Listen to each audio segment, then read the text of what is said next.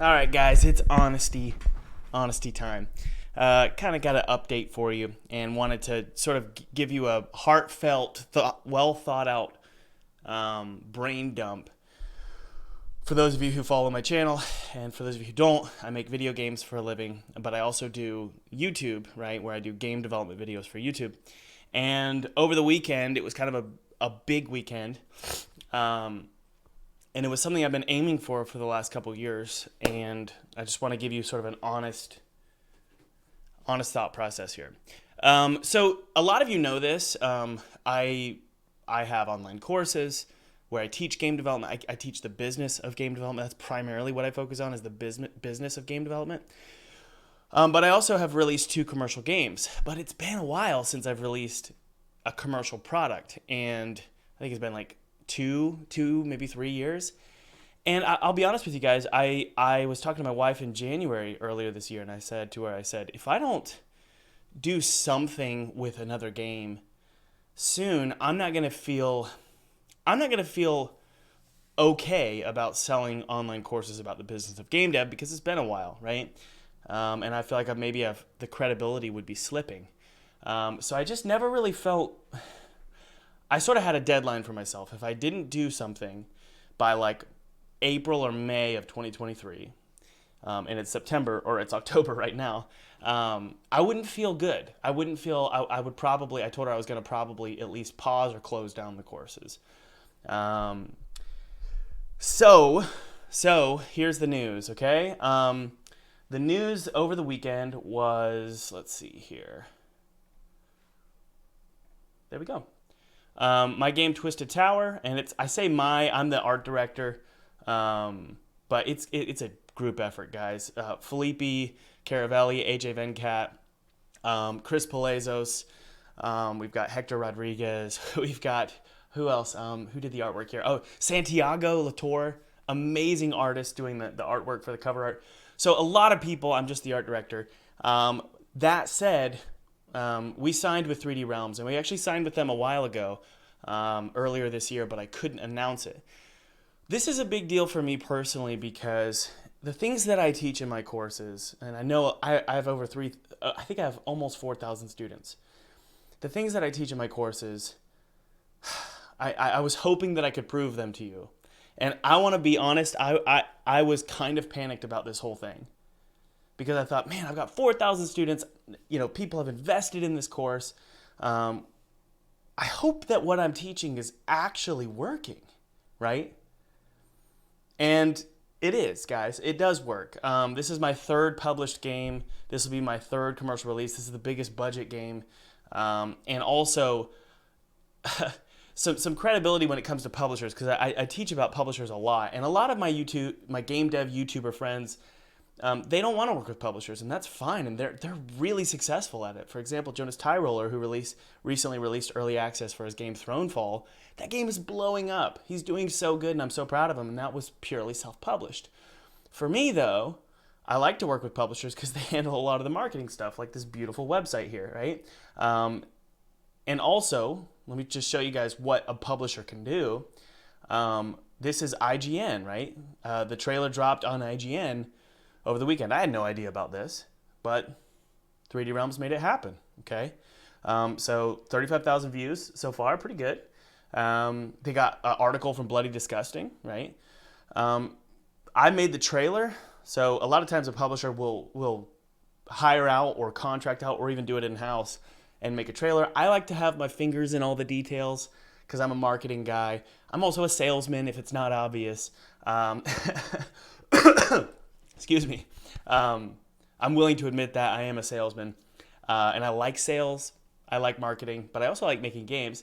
But the Steam page dropped, and by the way, click the link below if you want to wish list Twisted Tower. So all of this, you click follow and also wish list. But also, it was at Realms Deep. It was at Realms Deep over the weekend, featured at Realms Deep. So really, really excited. Tons of articles came out over the weekend about Twisted Tower. And, I think that this is something that I want to clear the air about several misnomers, okay? There's a lot of things where the game community And this isn't a slight against the game community. I think it's just a slight against human beings. Human beings, they tend to gravitate towards one thing, right? And they focus on one thing, and then they throw out everything else. They sort of get religious about things. So for example, they'll say, publishers are all evil. And they'll just write off publishers. Or they'll say, I'm an Unreal guy, or I'm a Godot guy, or I'm a Unity guy, right? And Unity in particular, that one's difficult to swallow. But the point is, you don't have to be a certain tribe, okay? And I understand the Unity side being, well, you just don't want to get screwed over in the future by their pricing. But the point is even between Unreal and Godot, right? You don't have to be one or the other. When it comes to publishers, you could self-publish. Sometimes you can get a publisher. Sometimes you can do Kickstarter. Sometimes you don't want to do Kickstarter and you want to do, let's say, investment, right? Find an investor. Or sometimes you don't want to do any of it. Sometimes you want to be a YouTuber, right? And sometimes you don't, right? Sometimes you want to make game dev videos. Sometimes you don't. You don't have to pick one thing and stick with that one thing. There's a variety of ways when it comes to game getting funding for your game. There's so many ways to make money for your game before you launch your game. And in my case, I did it in a variety of ways for Twisted Tower. Twisted Tower has been a very expensive game. What I did is that I just continually released content that helped bring in funding for my team, so that I could pay my team. And so I had a full-time artist. I still have a full-time artist. His name is Felipe, and he's a good friend, and he's really smart, and he's really, really talented. Brilliant artist. Offers up incredible ideas, but also takes critique well, and he's just really humble. He's just a really well-rounded guy. And also AJ, who's the C# developer, incredible guy, takes feedback well, but also offers incredible ideas for me, where I have to take feedback well as well. But those two team members, I was able to pay the bills and pay those guys because I had a YouTube channel. Does that make sense? So you have a YouTube channel, you secure sponsorships, or maybe you offer a digital product or an online course, or you sell your other games or sell small games. There's a ton of different ways to bring in income. And then once you've got this prototype, and this prototype took a long time for us because frankly, I've never made a 3D game before. And so we spent over 6 figures on just the prototype. And I swear I'll never do that again because I know how to make 3D games now. It's kind of like with 2D games. I kind of understand 2D games. It would not cost me over 6 figures to make a 2D prototype. I could probably do it in a month. With 3D games, I could probably create a prototype in 2 months now, just because I know how to do it. And I know how to direct a team, and I know how to direct a C# developer and an artist to create that demo. But it took us a while because it was kind of like a massive R&D project.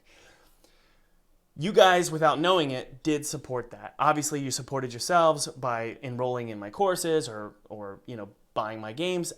I hope those were valuable to you, and they were. I believe it because I get great reviews. But point being, you did support the channel, and that means so much to me because we were able to create this prototype, and we sold this prototype to 3D Realms. The question is, how do you sell a prototype, right? Well, you obviously need money or at least time and skill and talent and a good idea to create a prototype. Then what you do is you take that prototype.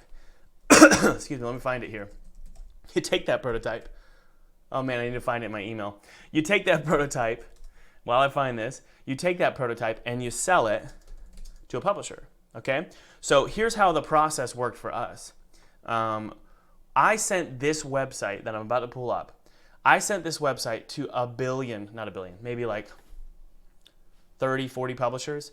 I think it might have been 25, let's be honest. I think it might have been 25. And the reason why it was 25 is because, there just aren't a lot of publishers out there who want to make a sort of creepy, nasty, gross, horrifying game like Twisted Tower, right?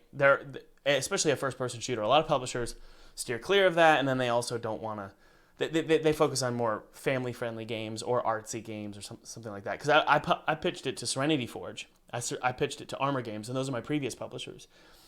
And that's just not part of their portfolio. They're not going to make a game like this, right?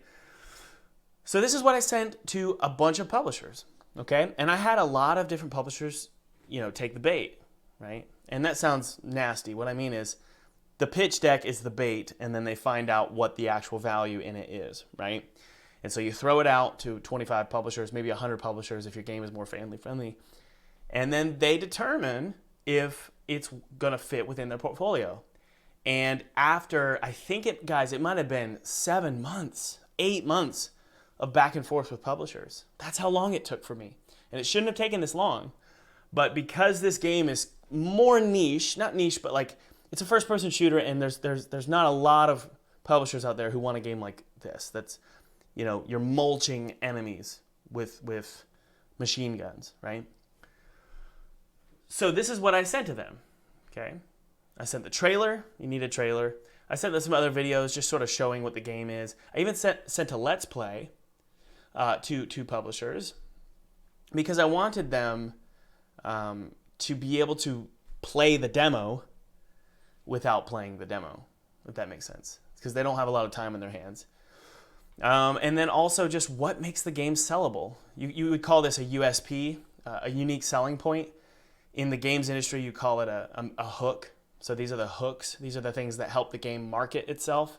I incorporated those as well. And we're talking about Twitch integration and streamability and the plot, all of this stuff, right?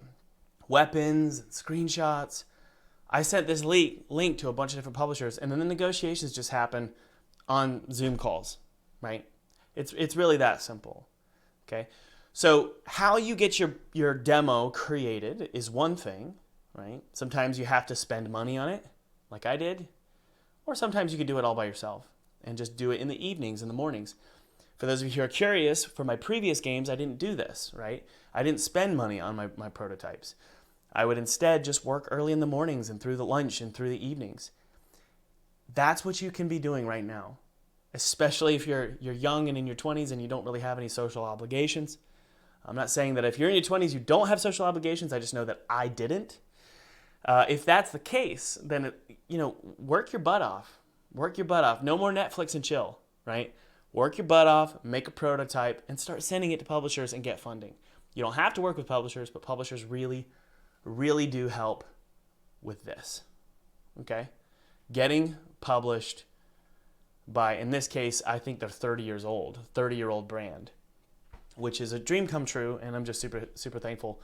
Number one, to you guys for supporting the channel and supporting the team while we pitched this, but also, obviously, a huge thank you to 3D Realms for publishing this and believing in the game.